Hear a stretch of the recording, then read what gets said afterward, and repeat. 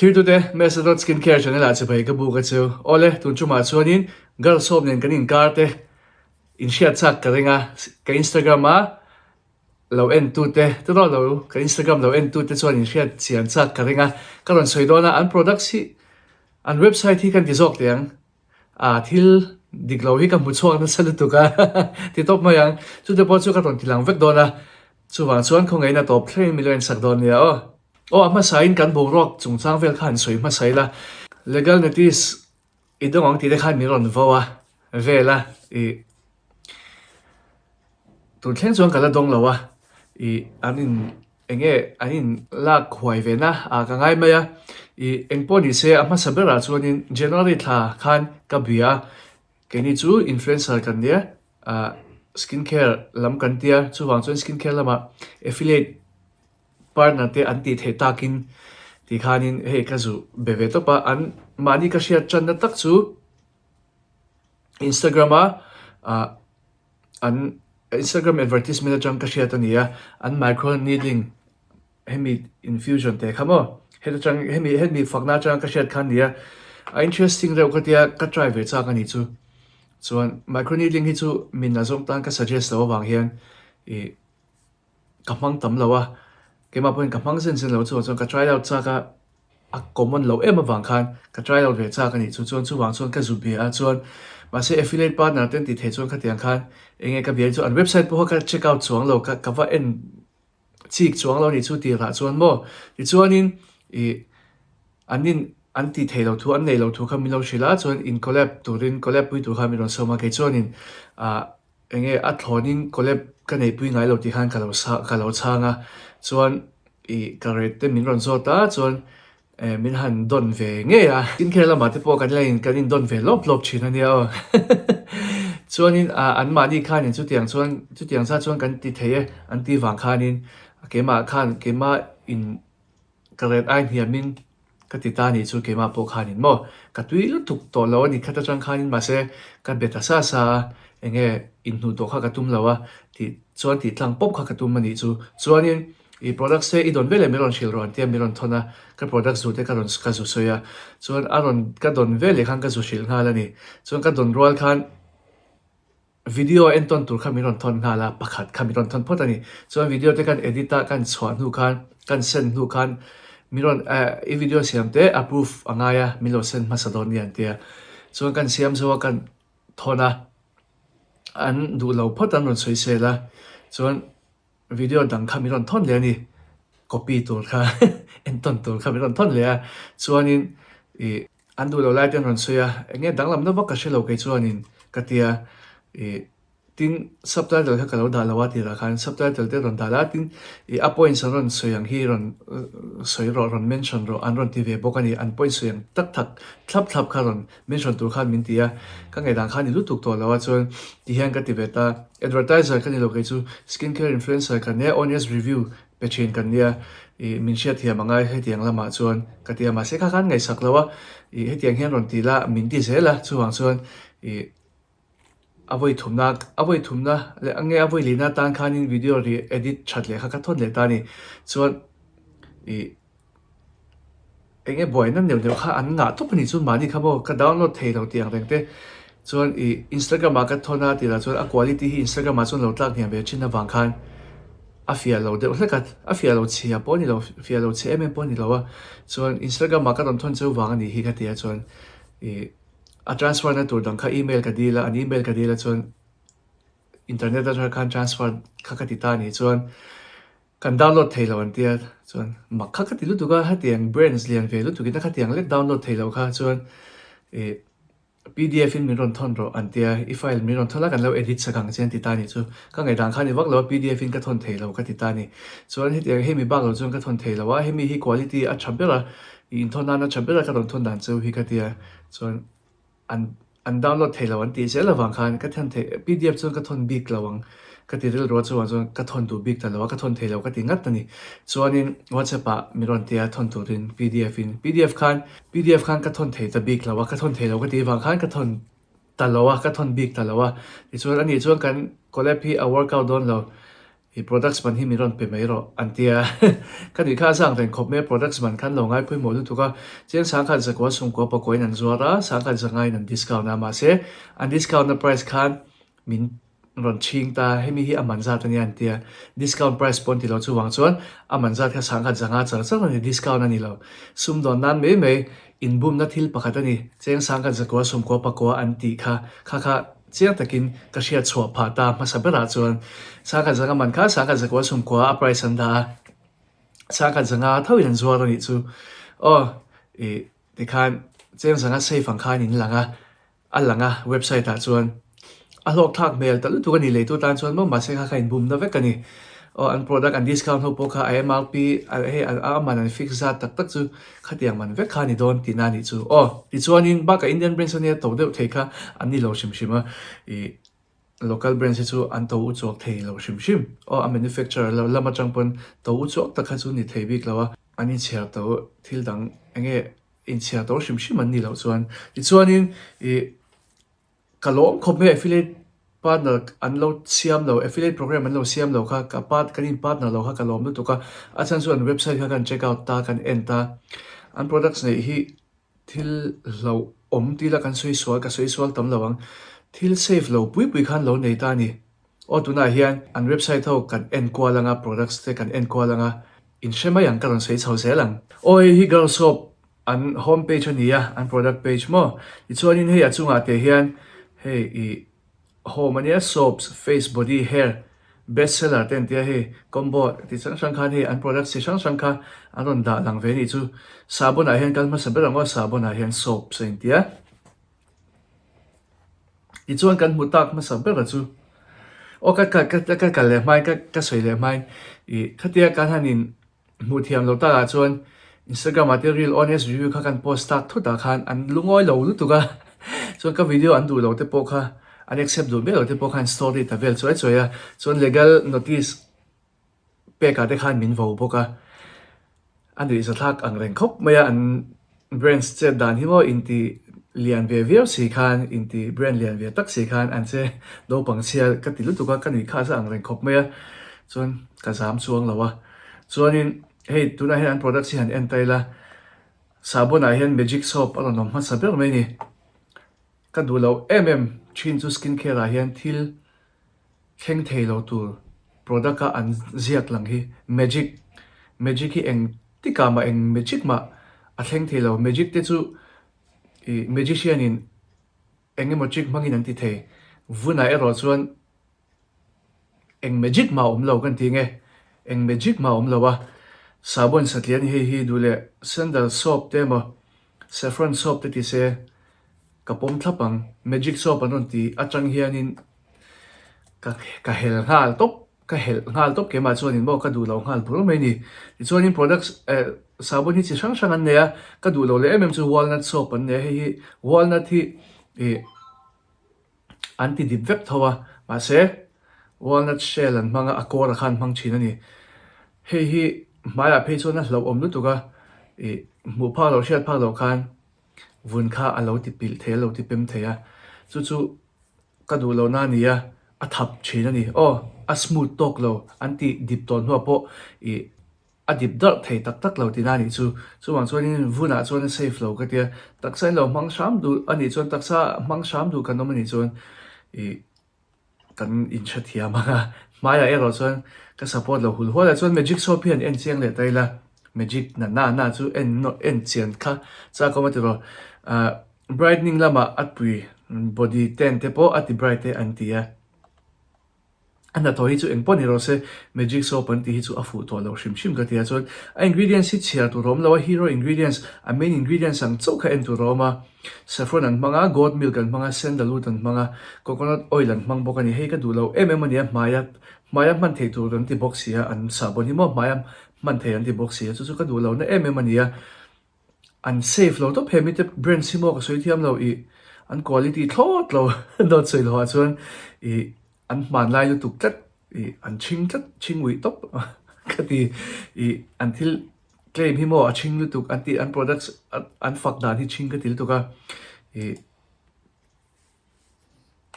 chuwang chuan in kan cham rei lawang face lama kan kalanga chuan skincare da DIY a khan ka soi ang ka te ka soi lo wa I vura mai de na an ron siam le ta ni product chang kang lo zet mai safe lo mai kan ti nge ange I product safe lo mai he in muang hian ti hian he mi bom chunga hian tuin thunanga inda khalanga vura lo changa mai shu kwa to ni ta ni ice roller an tia hei ale shan pa po ngai lo a vur hi chom chuang si lo a vur tui thei lo chom te chu ni sen zon thu shan hala dia zaruk chom ko pa ko la ila ni zuya a bom che hi nia o in chan tur chu I a lok lo ka til do ka chuang chuan feature ice tray ron thlenga te ro a ron chom ve ka te ro ice tray te kha vur da na tur te kha tray te kha ta han vur da ula I pani pathum te han la chhuak ula I puan chana puan pan te puan fai chana mai chu shuk chau tur ani alongin vurlongin mai shuk lo tur a hlawm lu tu skin barrier ti che a mai ti tai sin theya vun thatna in chiatna a thleng tam thei zo voi khata alang khelo ni the ma se I chin tok ne har le han vur han de hian mo ke poka de ve to chin thawa chin tok ne har lu tu kholum lai phei chuan a vot nuam box se de wangwang ol lu tu ka I thil ti lo tok tur ani thung ani ke po ka sensitive area hi a central to chuwang chuanin I ka suggest lo lu tu ka support lo lu tu ka vura mai de sim sim hemi te brain sen ron siam khanglang bok ne soina hun rem sang min siam sakhlaw ani maya I ka support lo a chalawa I mangin lo am chuan lo ti chunjom lo ula ting blood circulation ke ti thisen kalkha ati boy ve thei ni vur vot lu tu ka thok le kata zu de thut khan mo chu a chatlo na bokania a hlawm na ti chuan a thatlo na tam takara a brains cha chuanin brains lam chuanin I vunkwa ati langzim the antia vunkwa tizim the tura kan ngai na tlat hi thil votani wang vurani wanga vunkwa tizim the tura kan ngai na tlat hi hi afu lo boka thil adik lo hal pang chuan dark circle sa ti re the ti lai nge vur hian vur mai dark circle sa ti re the ka shelo sim shima vun puffiness te chu ati ziam ve thei a chan chu ati kam tla da ma se wrinkles vun chaw tan chuan no thil thei ani lo ti chuanin facial zwa mai ti kam na nan ti le ta hei phei chu a hlo om hul hual facial na I mai du tokin an nuai to products chi sang an man thwa to an massage kwal shap to chu mi ti kam kha ngai to lo khamiti kam kha ngai to lo atopa products chadeu de wan mang le a kha vur kha atuyanga vur chu tui ril kha ni to atui chuan tui pa ngai mai kha ni to I product se kha juti re mai maya azuti dal mai maya I ati kam I vun chu ti kam ang ma se I mai ro chu I an noi shep to nu phei chuan in ati kam lawang I ati sen tai ling vak meang I man reng lo to ni chuan enti tlan nge vur tui mai hianin alongeng alo ti dam thei hi ka shelo re ka tweets acne breakouts an ti mo enti lai nge vur hianin mai bola ti re hi ka shelo shim chuan inflammation irritation le redness a chan ti redness pe chu asiam thei kan ti ka adik lo le hul hwal ta chuan inflammation le irritation a chuan tlem chuan azia ve de mai thei ma se vur vot lu tu chu taksa mishing taksa po vur ate phei chuan vur pona eile de thei ate ro chuang chuan vur ani wa khan basangam viau lo tur ani kan ti nge a thalo ti chuani clean towel an siam le ta tu nang lai skin care khovela towel eng tan nge tang kai na towel kan mang zen to lo to skin care mai kan pizawa skin care kan chunjom thei tlang pui to tin towel pai ngai zel ni le hala a hek lu tu cheng zariat in pai ral del don ani thil hlok lo lu tu kania khovel kan ti nok mai hemi te towel man chuan mo nok kan siam nem mai a hlok lo chuan chuanin needle infusion system kan kal tong Instagram en kha chuanin in fianga he thil ka du lo dan chu mai bol tan pe chuan man chi me lo mai bol ti punna chan sang lu tu kania chuanin an product ka hi cheng sang kha janga nia sang ni za thum som ko pa kwan dalan hi chu oi lo tu ania thil dik lo ania cheng za sang kha janga hi original price ani chuanin asiram hi atlem lu tu ka quantity 20 ml vel ba kan hi lo nga chu ta ala leak thei zuya tin hetia vuna hatla de tia ani dil teron ani dil vuna hetia kan zu de khan atuya kha aron chuak thalok lawa chon hetia kan han da sei sil dawa kan han lu kan han ti on do kan ti sei sil dawa aron lik le thung bok sia a boy thak lu tu ka mo khata tak kha a seram tlem to sa na ka line a hek ani chu bokana a hek pha lu tu ka seram khamo an packaging po hi chalo jim he atla de le nga le ti i etiang thil chalo lu tu te chu le thil safe lo lu tu te chu siam lo tur ne an siam ani pon I amman dan tur hi hei aya safe zo kian soi tur ani amo engni pon skin tan man lo tur te ti se amman dan chu an soi dan chu abo ma chu mai P5 tur mai 5 taka P5 tur mai lo nuwa hemi hi mi asiam dan hi an soi chon maya tia chu ti mai tur tiang khan an soi I a claim lu tu ka a instruction na kha a safety level kha a chelu tu ka mo an website a hian tin I microneedle hi chu microneedling shim hi chu a safety level hi a sang lu tu ka dermatologist ti don pon dermatologist ti ra fu bera I ani chuan in a safe thang berin an tia arngeng nei tan po mai bol ti pung lo thei thorang berin an ti thei ta ni chu chuwang chuanin tilaya mani na lo ti hi a thil safe ani lawa ka recommend lo tin aral ma voin hi vel bagin man lawang tin in man chungin a effective man lawa alang man lo result amang alang man tak tak lo result alang man tak tak lawa chu ta lam man non thei lo zia hei hi mo siram dang thun ngot siram dang te thun ngot chi ni lo chuwang chuan in man zo kha chuan pe mak kha ngai la mo o kha tlake chak me pai mak tur kha nia pai mak kha ngai chuwang chuan man non chi lawa poisa in sen thon me poisa ka seng to in sen thon ve ka du lo chuang chuan lo sen thon ve su kan ti nge o danga kan kal le nga lang ti chuanin I an lip balm hi en ve chinang o strawberry le rose le papaya ne ya a le ma tang hianin a quality lo ti hriat lu tu ka ka mang pe lo ngal to pa ke chuanin ka mang don lo ani chuta heta an claim ai nge I tu tan nge ten han ti vel who is it for and tu tan nge he lip balm hi an tia tu nge mùi nong juicy mo mùi nong mùi moisturize chale mùi nal anh tiếc lại po for in ring reng du lawang ten ti vela hit lại ta ki fulo ka tia I advertisement an kiss ready ever kiss ready ang khamo in for ready ang kha I aten nom la ma kal zo ka I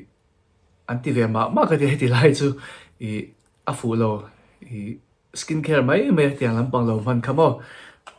chuan a ka hmang lo bokang he abul abom po hi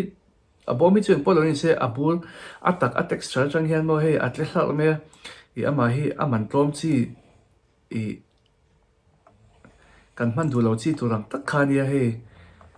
a texture ti hian a texture en hian a om dan tu ra hriat theia ka ti mai I englawa ngotang wax vela ngotang mo bam mom deuh englo chi kha a ang ngotang ke chuanin ka hmang chak lo ka hmang lawang ke chuan ka hman ka ring lo chuanin serum en ve thungang o serum a kan kalta a magic oil an ti ta dei maya hi po magic bo kan hmanga chuta oil ala ni zuya zanga man an tia saka jani somko pakwan da zanga man ani o zanga man anti acne ke ti anti aging facial oil an tia serum nei na serum page om na ana ka tige facial oil an dai ka thiam thelawa he chu facial oil ni serum ani lo o chuan chuan kan soi thui lawang serum ani lo serum an nei lo facial oil an nei kha lo sha top mai lo adanga body a thui lu tu lo na he an bel chian hin dol lo lu tu chuan chuan I ka du lo le deuh ka mu pakhat chu mo exfoliating body glow ania he I vun exfoliate na turania glow ania tian vuna kan noaya nga vuna kan bun nga kan kutin kan bun tian kan nota nga vun aron khok top ani ma se khami khok kha I vun bal khok ani lo I bal hian chon a khok pom the thawa ma se a glow fa hi mo hemi a glows exfoliator ber hi a khok na satani chu I bal khok ang top ina lo lang thei ta chon he ta advertisement an tiang hian he nula vun nal mai na a dar not sa ti ro a vun en hian he tiang khopa bal tur hi ni lo shim he tiang dum ron chok tur hi ni lo shim ma he tiang khopa bal hian om lo bokanga chuwang chuan hi thil diklo ania false advertisement potila kan soi swal lawang chuwang chuan a safe lawa in mu thei chu khita lang chiang hal em chu ataksa anona lai hi a sen chun khimo a skin barrier po ti chete theo the tin share do thanin avuna pem alo in siam de tho the mi ta mu the si lo khatiang khan a lo om lu to ka chuwang chuanin